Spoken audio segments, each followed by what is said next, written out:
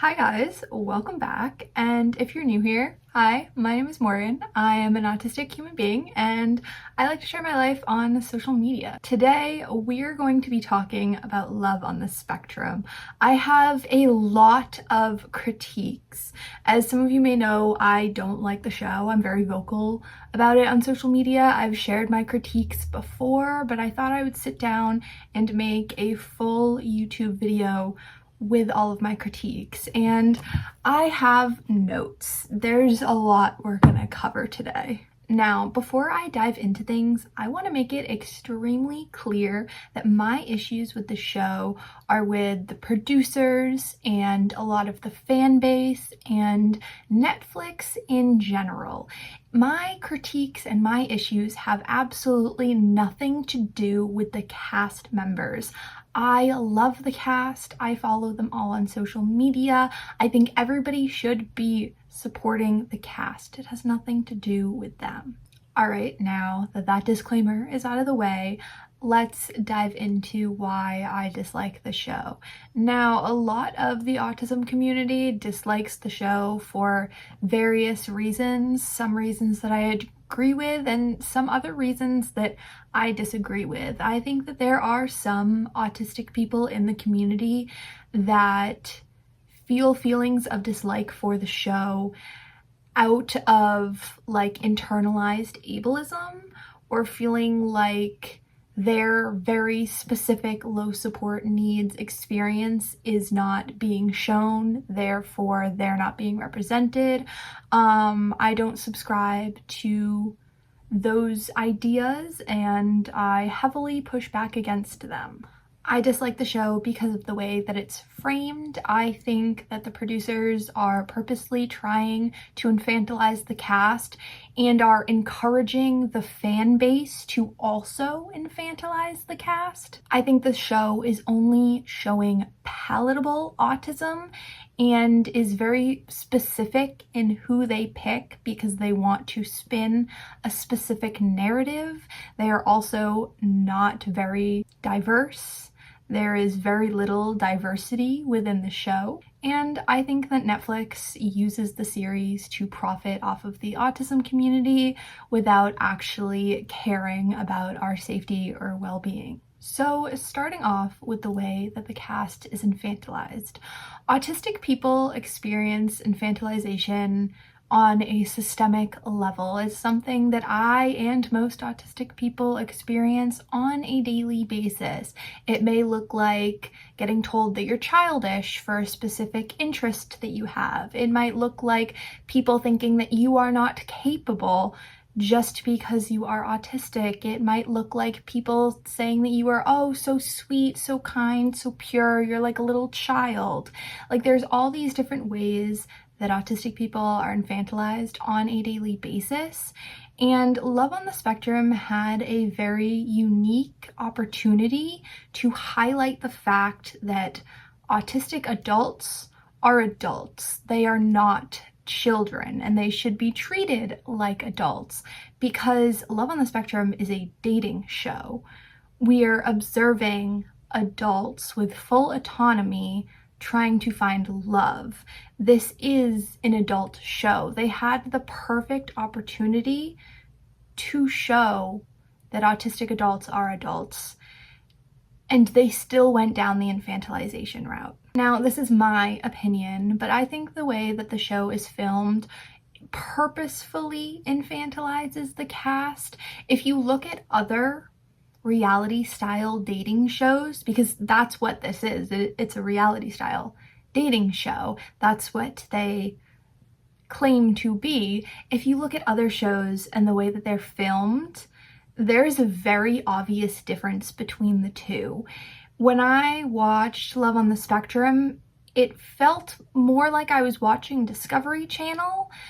It felt like they were portraying it in a way where they wanted the audience to ooh and ah and say, oh, look at those autistic people, rather than engage in it like other reality style shows. And there's a very clear difference, in my opinion, between the way the two are filmed and the way that the fan bases talk about them. I think there's arguments to be made of whether or not the show purposely is framed to infantilize the cast, but one thing is for sure, the fans absolutely infantilize the cast. Now, not all of them.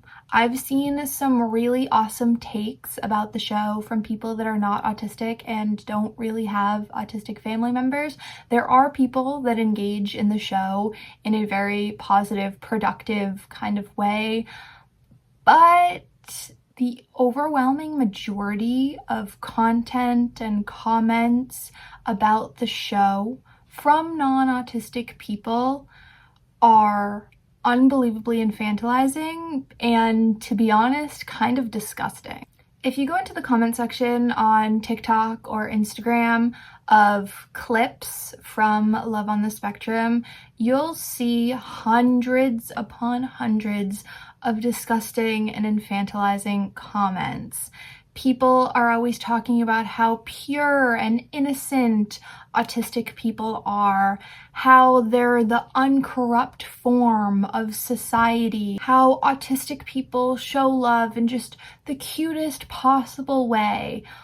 All of these things are infantilizing, and they're also kind of spreading Aspie supremacy, which is the idea that autistic people are superior. More specifically, the idea that a very specific type of autistic people are above other people and also above other autistic people. It's putting people on a pedestal, which is always a wrong thing to do, but when we're talking about the history of autism and separating autistic people because of different reasons, it becomes especially alarming. I've seen a lot of content about Tanner specifically. Unfortunately, he is very infantilized on TikTok. People will take audio clips of him talking and like put them over videos of their dogs. It's become like a trend on TikTok. You're beautiful and pretty, and I like talking with you, and you have a good smile, and you're very interesting. So what? Come on. And also I've seen a couple times where people have put him on their Hear Me Out cakes. I'll explain for people that don't know.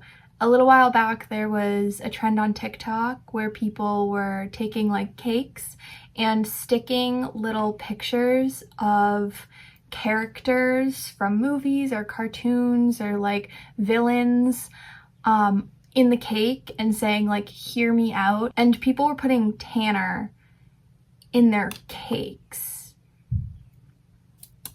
And the worst part is I feel like people were doing all of these things like not with malicious purpose. Just the infantilization of autistic people is so normalized and deeply embedded within our society that people couldn't even register that what they were doing was not okay.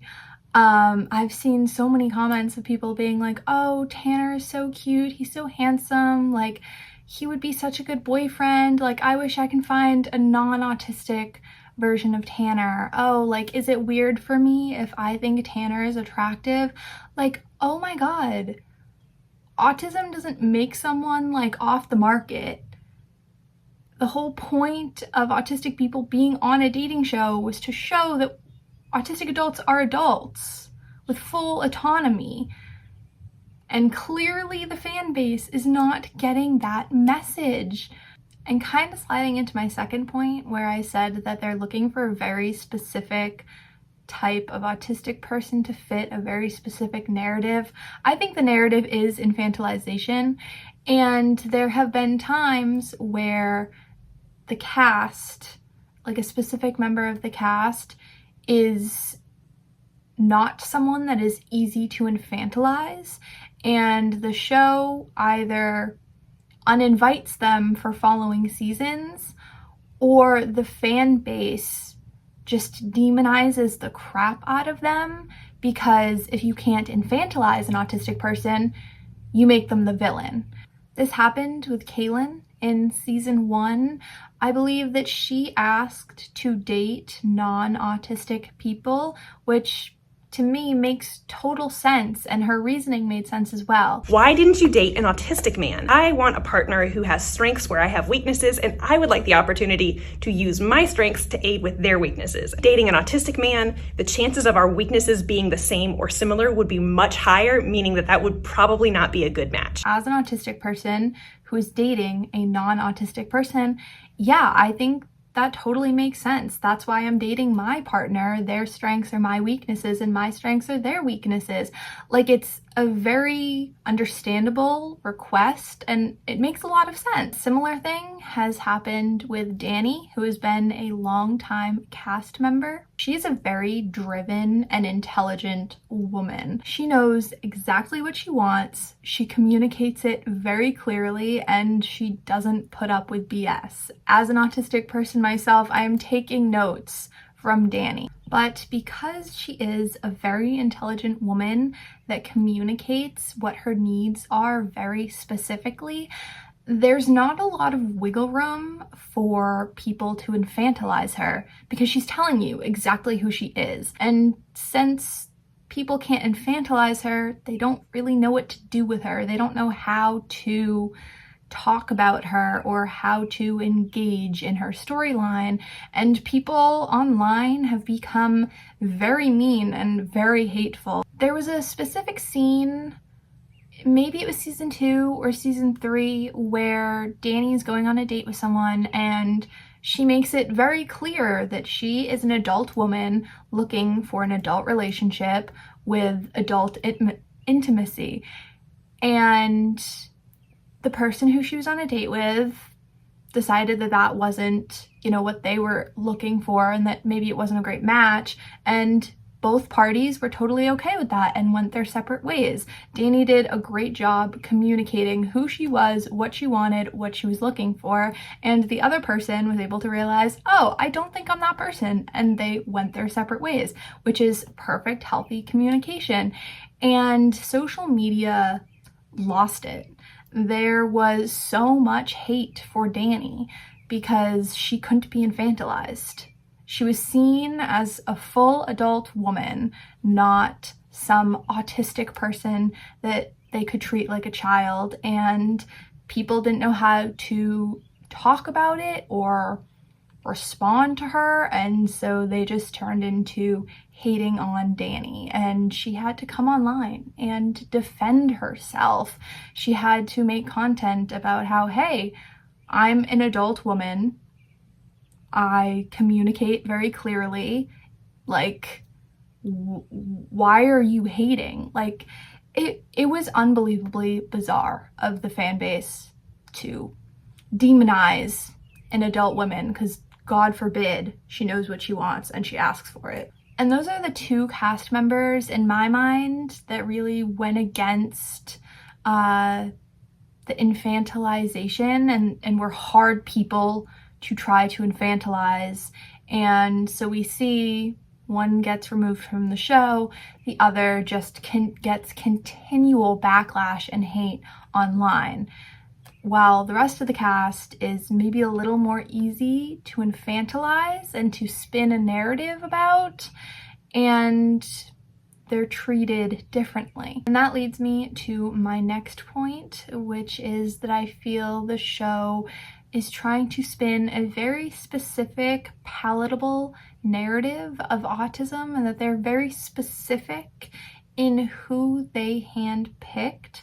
And before I continue, I do want to say that I think they did a really good job casting a wide variety of autistic people with a spectrum of support needs. I think this is something that is very important and something that they did do correctly. I think that they did a good job showing that autism is a spectrum and different autistic people communicate in different ways and have different struggles and have different needs. And I would love to see them continue to add more people to this. Maybe some higher support needs autistic people, maybe some AAC device users. I think if we're talking in the realm of like highlighting different autism support needs. I would like to see those types of things added, but I think they did a good job. But the show is very, very white and very, very middle to upper middle class. And this is problematic. It's very problematic, actually, when we're talking about a show about autism. I mean, they got the fact that autism was a spectrum and were able to cast a wide variety of support needs. However, they weren't somehow able to cast a diverse cast of people of color or various levels of economic status. I mean, it seems very intentional. And these things are very important to show because a person's identity, like their gender, their race, their economic status, are all things that make up how they experience autism. Because autism is one of those disabilities where, you know, the world kind of puts assumptions on you.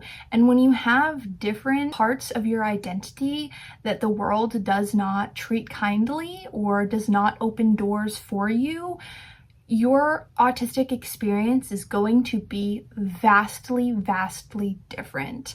I'll give you an example. I am a white autistic female. I'm very petite. I fit societal beauty standards. When I go out into public and I stim or I have an autistic meltdown, I am met with a lot of kindness. People might not totally know what's going on with me, but they give me the benefit of the doubt. They assist me, they help me. I've had an autistic meltdown in front of police officers before, and they asked me if I was okay and if there's anything that they could do. An autistic person of color is not going to have that experience. Their stimming behavior is seen as threatening. Their autistic meltdowns are seen as threatening. Cops are threatening to them. See the difference? Like, it's a completely different autistic experience, and it grants me certain privileges in the sense that I can be a little more unmasked in public and not worry about my physical safety, whereas an autistic person of color, they're putting themselves at risk if they are unmasked in public, and they might need to put more work into masking their autism for physical safety reasons, and that will lead to more autistic burnout and more extreme exhaustion. Like, they're two very different experiences, and all autistic experiences should be shown in a show about autism. Same thing with economic status. Money equals accommodations and doors opening for you and healthcare, right? And so it's a very different autistic experience being fully accommodated with your autism because of healthcare and services and access to schools versus the autistic experience of living in poverty, not having healthcare, not having access to services, not being accommodated. These are two very different autistic experiences. I don't want to speculate, but it seems as though most of the families on the show are middle class to upper middle class. I do know that some of the houses were stages, like it wasn't their real houses. So of course, not everybody on the show, I don't know everybody's details, but based off of what you see on the show and what you see on social media from the families, it seems like an overwhelming majority of them are middle to upper middle class. And that's only showing one type of autism that is being fully accommodated by our healthcare system and by our accommodations. There is a very, very large majority of autistic people that are not being accommodated because there are financial barriers. And it is a very different experience. And this kind of goes into my next point, which is that the cast is not paid to be on the show, which I guess makes sense because only people that have the funds to live already can take time and energy to be on a show that is not paying you. I think it is unbelievably exploitative. I do want to make it known that the cast knew that they were not going to be paid before they signed up to be on the show. This isn't some like secretly hidden thing where they didn't know they were being paid. From my knowledge, they knew that they weren't being paid. This wasn't a secret. But I still think it's incredibly exploitative. The whole reality TV show world is exploitative. I know a lot of people on reality TV aren't being paid. Like, this isn't just like Love on the Spectrum specific. I think this goes for all of those types of shows that don't pay their cast members. I think the whole thing is super exploitative.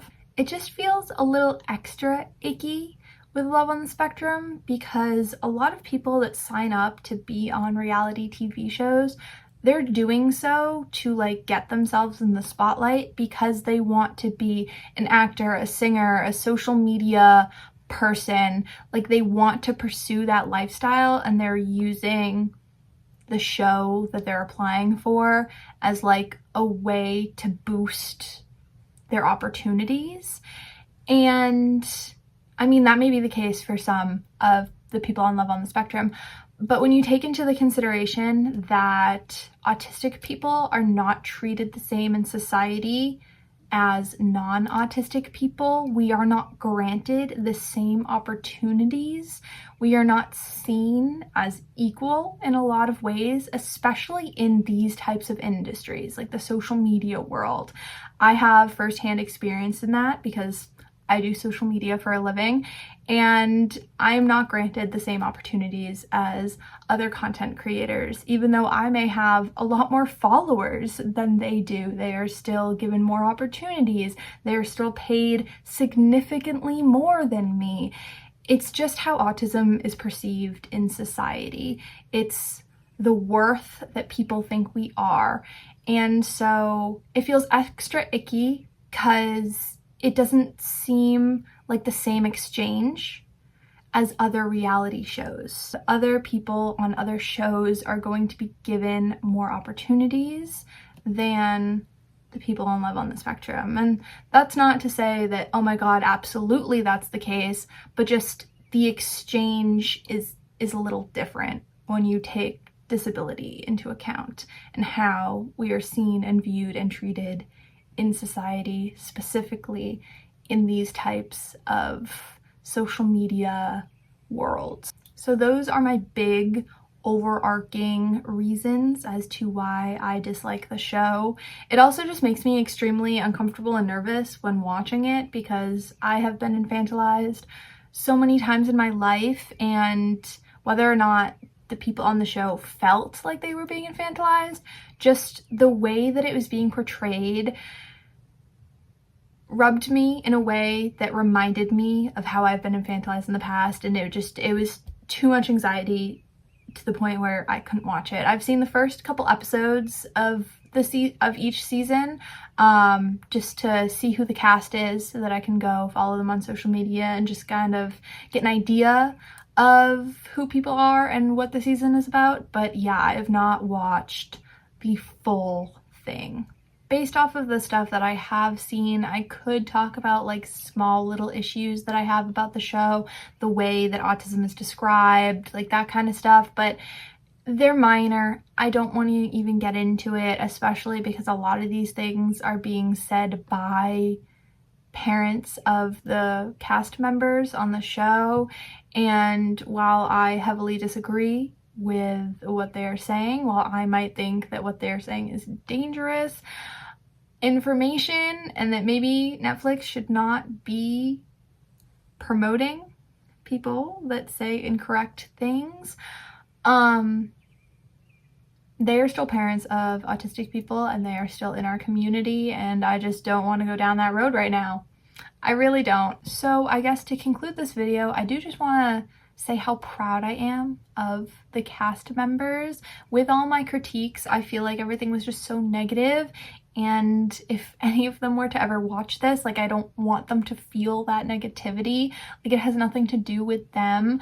I think that putting yourself out there in general, like just dating in general, is hard enough as it is, autistic or not. Like, we all know that it's very difficult, but to then put yourself out there and do it on television with the world's like scrutiny. Like, I think it just takes a level of confidence and a certain type of person, and they should all be incredibly proud of themselves. I think they all did an amazing job in all the seasons that they have been in. Like, they are awesome people doing some really awesome things. I know a lot of them own their own businesses or are doing some like really cool things outside of the show.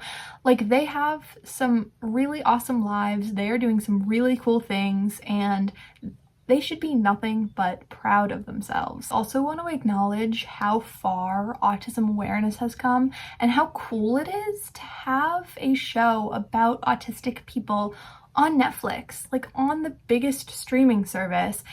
It's really amazing, especially when you think back to like how far we've come. Like 50, 60 years ago, autistic people were not allowed in society. We had ugly laws in place where disabled people were not allowed to be in society. Schools were allowed to turn away autistic children. Parents of autistic children were often forced to send their kids to institutions. Autistic women who went undiagnosed were regularly getting lobotomized and called crazy. Like, it used to be really, really bad for autistic people. We used to not be seen. Like, autism has always existed at the rate that it currently is.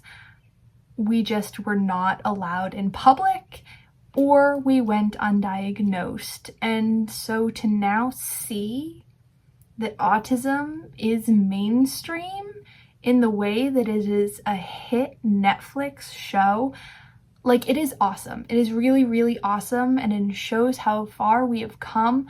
But just because Love on the Spectrum or Netflix like is on the right track doesn't mean that they are exempt from critiques, because we still have a lot more ways to go. Like, there's still a lot of issues that autistic people face, and I think it is important for the show to highlight the issues, the very real and serious issues that autistic people face, and not just paint the perfect picture of autism. Like, I think they can do better. I think if they are going to use the autistic community and profit millions of dollars off of us, not pay the cast, and win awards, they could at least show a lot more of autistic representation. They could, highlight some of the issues that autistic people face. Yeah, like, they could do better. Just because they're doing good doesn't mean they're doing great, And that is going to be all for today's video. I would love to know your opinions about Love on the Spectrum, if you've watched it, if you haven't watched it, how you feel about whether they're infantilizing the cast or not, and just really anything that you have to share. I would look forward to reading it in the comment section down below. Thank you so much for watching today's video, and I hope you guys have a great day.